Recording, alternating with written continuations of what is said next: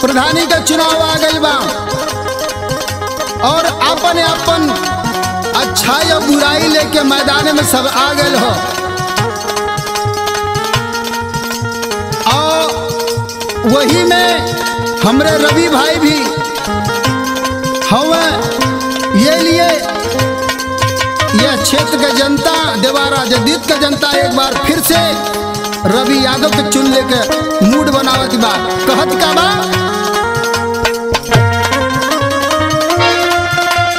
अब की बार रवि यादव को ग्राम प्रधान बनाएंगे।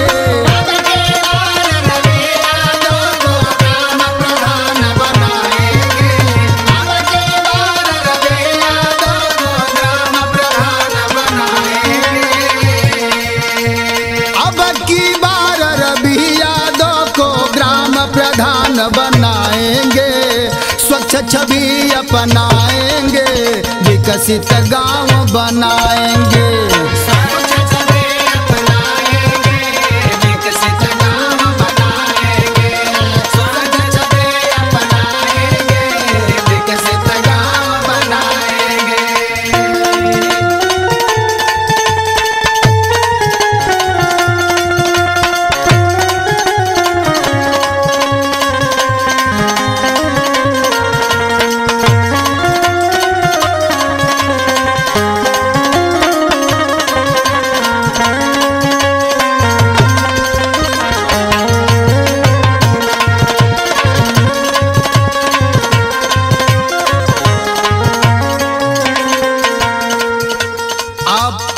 सभी जानते हैं रवि यादव के बारे में, श्री जगदीश यादव जी के बारे में सभी लोग जानते हैं। पूरा देवारा क्षेत्र जानता है, पूरा देवारा जदीद जानता है, आसपास के गांव, जिला और ब्लॉक सभी लोग अच्छी तरह से जानते हैं कि देवारा जदीद में कितना विकास हुआ है।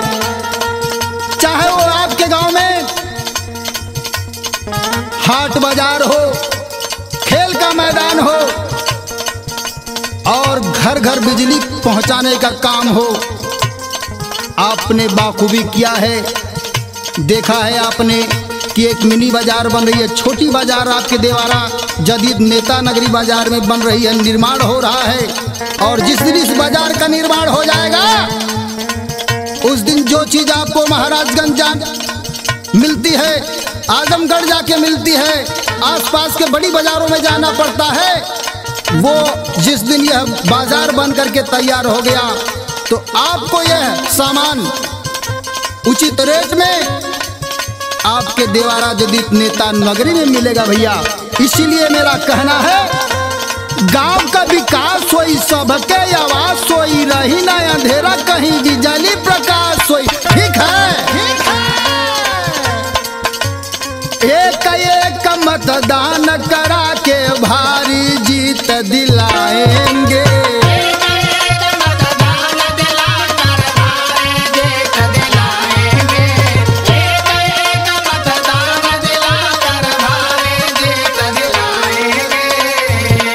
आप सभी जानते हैं कि घर घर शौचालय दिलाने का काम किया भाई रवि यादव और जगदीश यादव जी ने।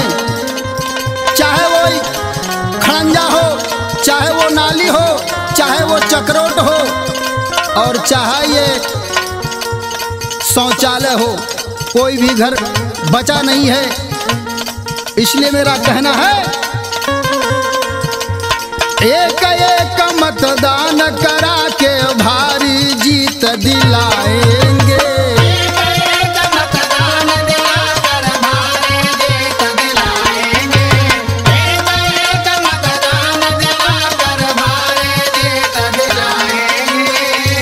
छवि अपनाएंगे, विकसित गांव बनाएंगे।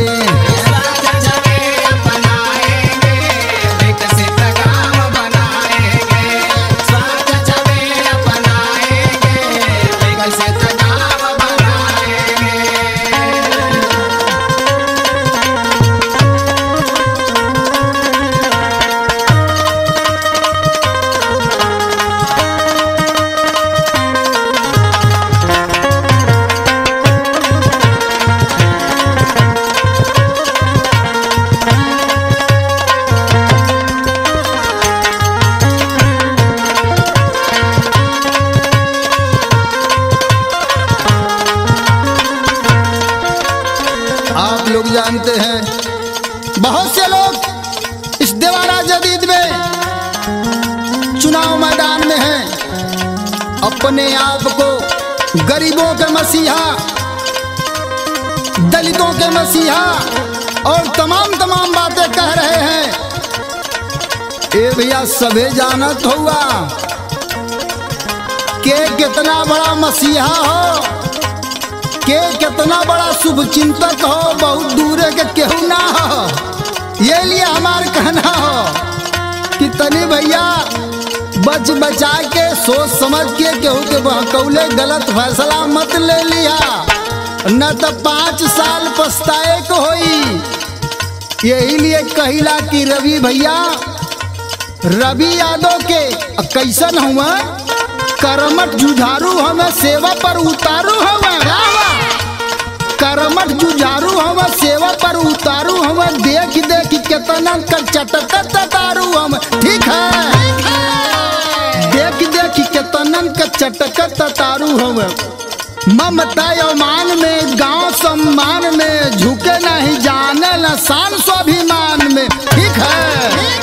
बहु रुपयन से बच के रहिया, गांव बेच खा जाएंगे।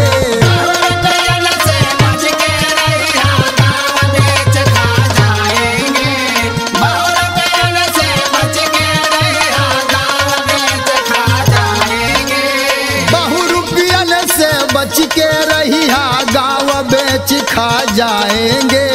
स्वच्छ छवि अपनाएंगे, विकसित गाँव बनाएंगे। स्वच्छ छवि अपनाएंगे, विकसित गाँव बनाएंगे। स्वच्छ छवि अपनाएंगे, विकसित गाँव बनाएंगे।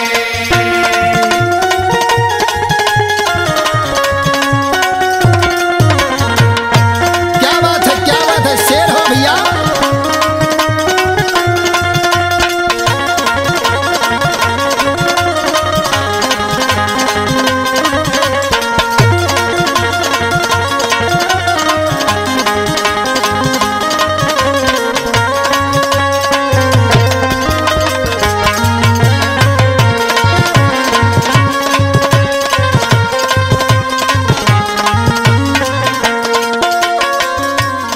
ए भैया 5 साल तक इस गांव में कोई नजर नहीं आया। आज अपने आप को समाज के सेवक कहते हैं, गरीबों के मसीहा कहते हैं। सोचिए 5 साल आपकी हालचाल कोई लेने नहीं आया, आपके बारे में किसी ने नहीं सोचा। आज क्या हो रहा भैया, क्या हो भैया, कुछ दारू सारू पिए बा, आवा समोह भंडारा खाई जाई।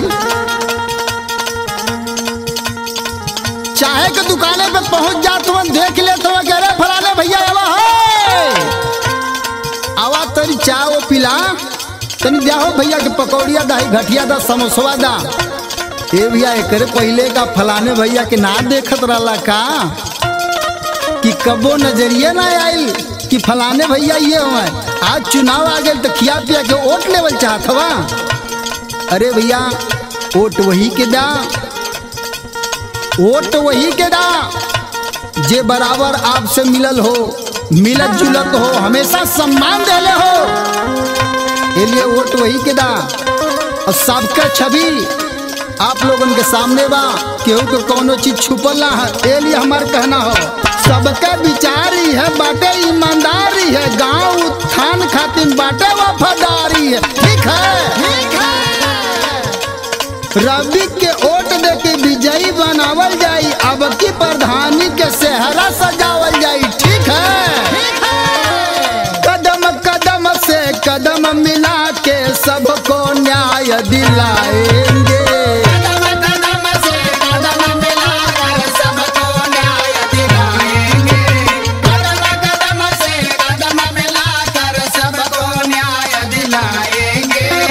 स्वच्छ छवि अपना, विकसित गाँव